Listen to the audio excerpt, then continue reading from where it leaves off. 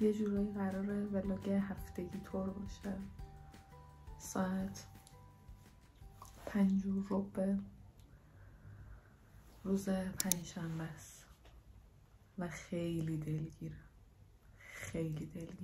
الان صورتمو شستم برم آرایشگاه. گفتم یه تکونی باید به خودم بدم دیگه. الان 2 روزه که دانشگاه نرفتم، پامو از خونه بیرون نذاشتم، فقط مشغول درس خوندن و کارای خونه بودم. چقدر قیافم ناراحته، افسردگی قیافم. بریم خوبش کنیم. رفتم یه دوش گرفتم، رو بینیمو فقط وکس گذاشتم. به دوستم پیام ندادم، زنگ زدم گفتم بریم بیرون، گفت بریم تا 7 شب سر کاره. ببینم حالا احتمالش خیلی زیاده کنسل کنه، 90% مواقع توی این شرایط کنسل کرده. اوکی و داده، تو لحظه اول گفته اوکیه بریم فلان باشه من میام، بعد لحظه آخر مثلا قرار بوده ساعت 10 صبح بریم فلان جا، 10 صبح کنسل کرده. دوستم طبق معمول کنسل کرد و اصلا ناراحت نشدم چون مطمئن بودم کنسل میکنم. من خودم دارم میرم بیرون، برم یه شام بخورم، چون میموندم خونه خودم میشناسم. قرار بود که اصلا شب خوبی نباشه و چون شب خوبی نبود فردا قرار بود روز خوبی نباشه.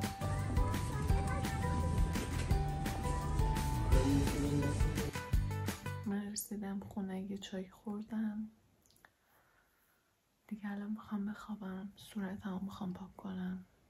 دلیل افسردگی که امروز حسش اومده بود سمتم پاییزه. واقعا اینکه روزا انقدر کوتاه شده اذیتم میکنه. از شب خیلی انرژی نمیگیرم، به خاطر همین پاییز رو زیاد دوست ندارم. خیلی از اومدن پاییز خوشحال میشن ولی من اصلا جزو آدمای پاییزی نیستم. صورتمو بشورم و بخوابم. فردا میبینمتون. به روز بعدی خوش اومدیم. جمعه است و یکم ترتمیز کنیم، روز نظافته.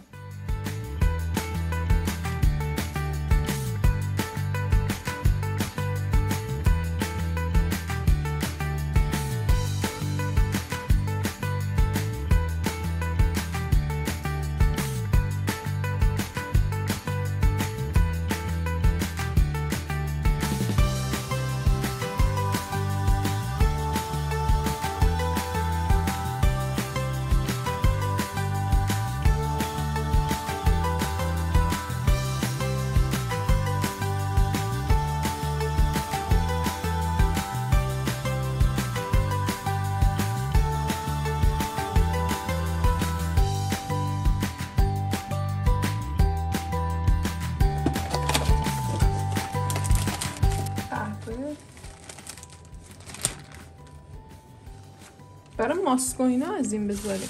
یه قهوه فرانسه دارم از قبل، میریزم سرم. نه جا نمیشه.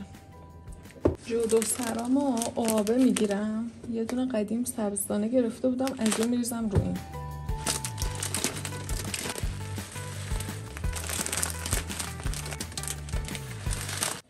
خودم هم باورم نمیشه همه اینا رو باید پاک کنم بچینم اینجا.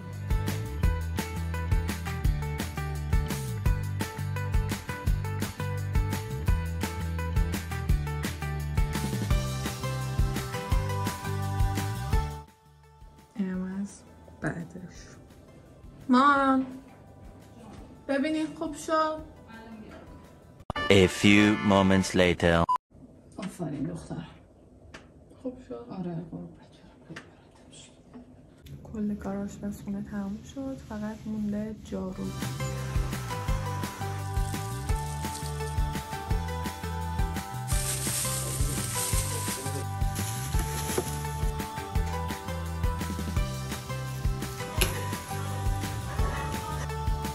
همچنان کلی کار مونده. آشپزخونه تموم شد، پذیرایی تموم شد، اون یکی اتاق تموم شد، اتاق خودم مونده. یه خانم زنگ زد که آره شماره‌تون رو از کسی گرفتم، اگه میشه به دختر من یا پسر من نفهمیدم به بچه‌م کلاس بده،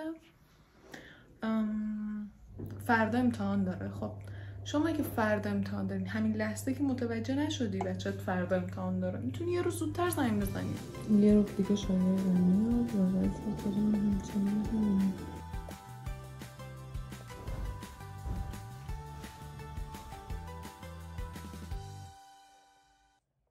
کلاس من تموم شد. کلاسایی که نقدی میدن خیلی میچسبه. کارای من به اتمام رسید. جارو کردم، شستم، رفتم، ولی گوشتایی که از قبل گرفتیم، یعنی دیروز گرفتیم و وقت نشده پاک کنم هنوز. وای فردا این درس رو باید 4 صفحه براش بخونم، ولی چیکار میکنم؟ میشینم لاک میزنم چون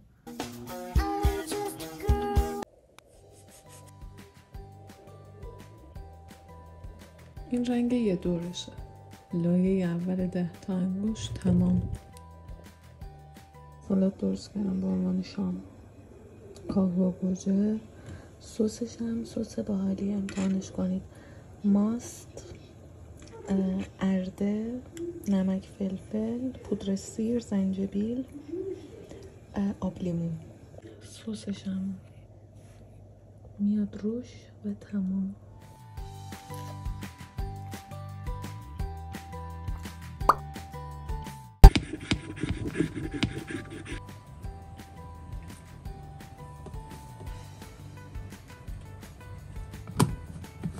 سلام از روز سوم.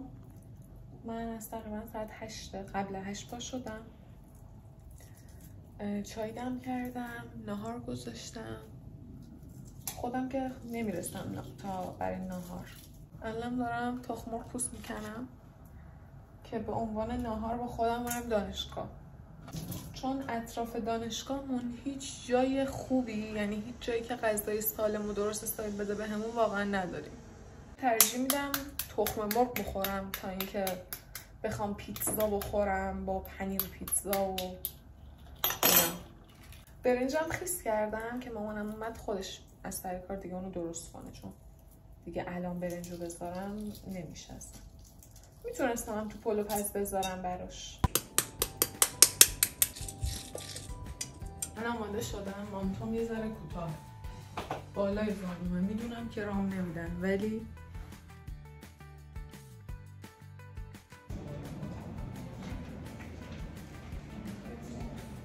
میخواید مثلا حتما باید سر کلاس بیاد صحبت کنید، بیاید بیرون بشید تو محوطه نگاه کنید فضا چقدر خوبه. برای شما انجام بدید. الان فولدری بزرگ شده. آفرین، یکی از اوناست.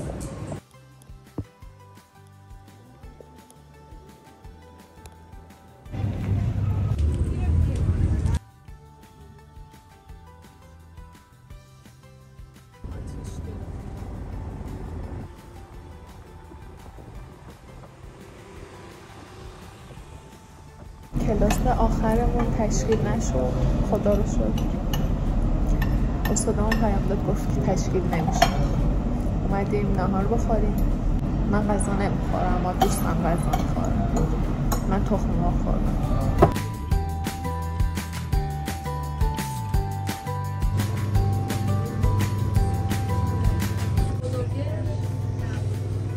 ولی کلی بد است. اومدیم شهروند بوستان برای یه دونه نون توست.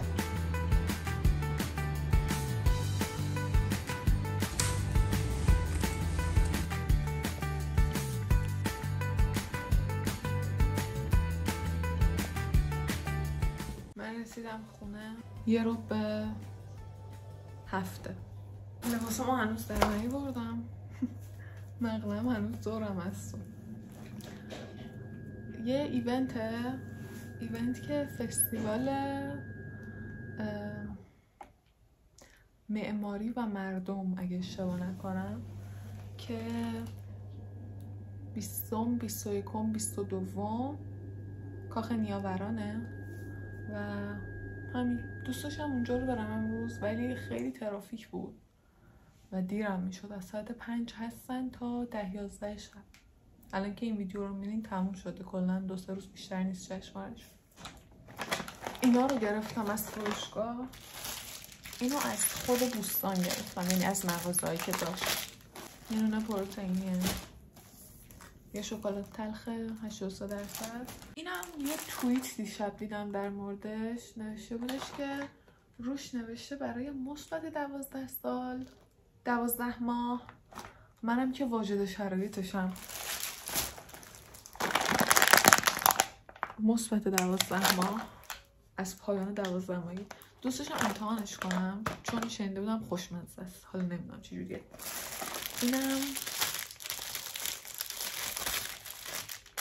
از این قالبای کوچولو خیلی دنبالش بودم، 138 تومن. اینم میخوایم بگیم که رفته تو پاچم یا نه، مثل اون نظم دهنده‌ای که برای میزارایشم گرفته بودم.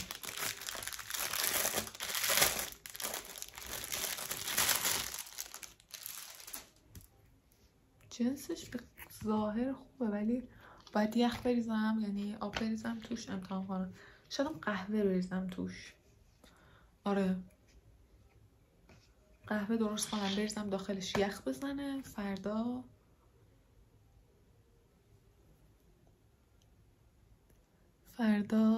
آیس لته درست کنیم باش. اینو الان بخوریم. آره واقعا من تو راه دلم خواست بخورمش ولی خیلی تحمل کردم. در هر 100 گرمش این کلن چند گرم؟ 80 گرمه.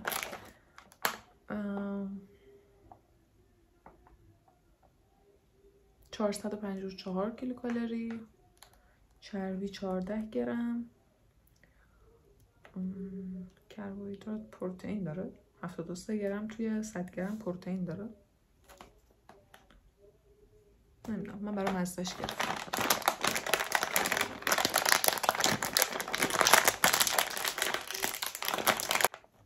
چون باز نمیشه پس.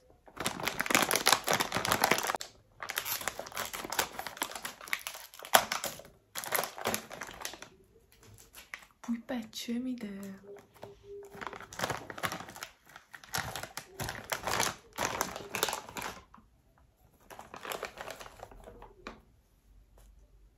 خرس داره روش و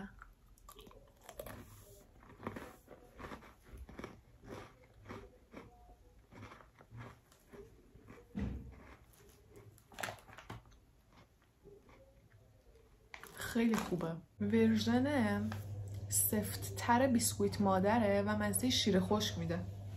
قشنگ بوی بچه میده دیگه. و بیسکویت بیسیک و ساده است. آهن داره، زینک داره، کلسیوم، D3 و ویتامین B1 هم داره. خوشمزه بود.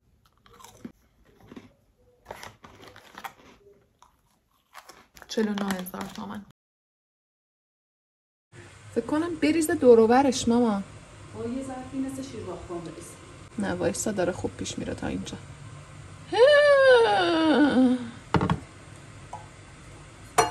عملیات با موفقیت شکست خورد.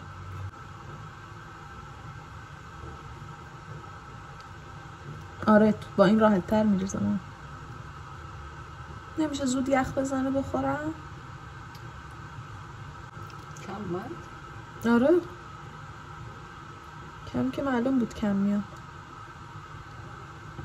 آبجوش بریز تاشه بشه. آره میشه. حالا همش پرشه. نه مهم نیست، خواستم اینم فقط امتحانی چجوری در میاد از قالب.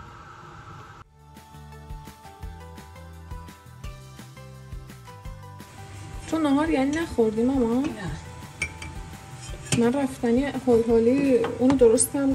چه خوشگل شد. خوشگله ولی خیلی کثیف کاری داره.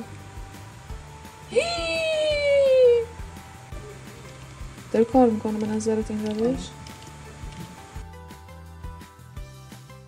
امروز دوشنبه است، نه یکشنبه است و الان ساعت 10 دقیقه به 12.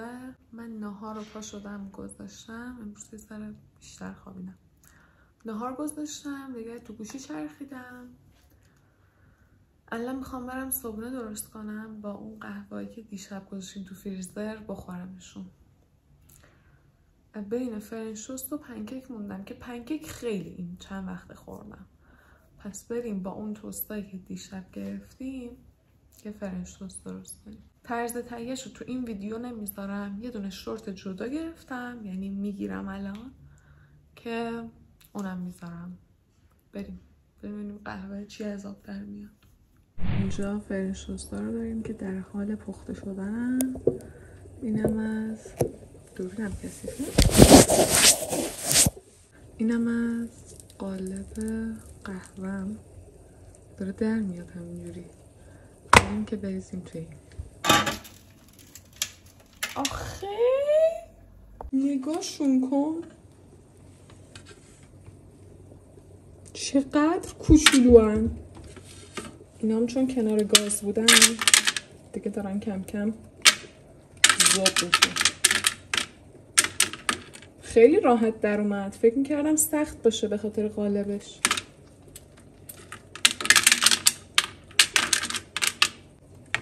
نگاه کن.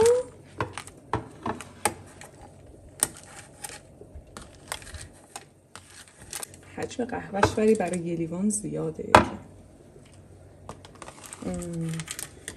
میخوریم اشکال نداره. خیلی خوشگل شد. خیلی خوب بود قالبش. شیر بریزم روش و یه صبحونه خوشمزه. امروز دارم فقط خودم رو ناقص میکنم موقع پختن پنکیک میگم فرنچ توست. گفتم تخم مرغ بذار با سرم بشکنم. میتکشو میذارم. عالی بود.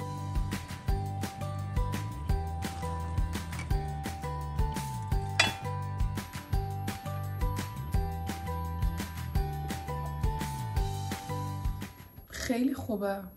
یه آیس لته خوشگل اول از همه و خیلی خوشمزه و خیلی خنک. برای تابستون عالی میشه. صبحانه من آماده شد. آماده نشد، خودم آمادش کردم. خیلی گرسنمه. ساعت نزدیک 1 شد.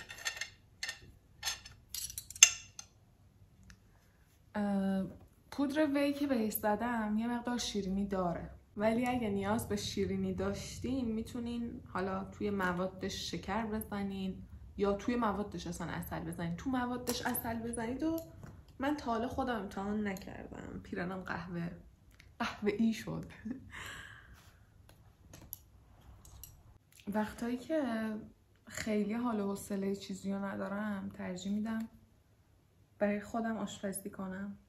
اگه کار نداشته باشم، یعنی اگه من جایی نباید برم، دانشگاهی جایی، وگرنه حتی کاری هم داشته باشم، مثلا فرداش امتحان داشته باشم یا حتی خیلی کار دیگه داشته باشم، چیزی باید تحویل بدم و اینا، من کار خودم انجام میدم. هیچ چیزی جلو دارم نمیشه، مگر همون مثلا باید برم دانشگاه یا باید فلان کار بکنم. اون موقع هم صبحونمو دارم.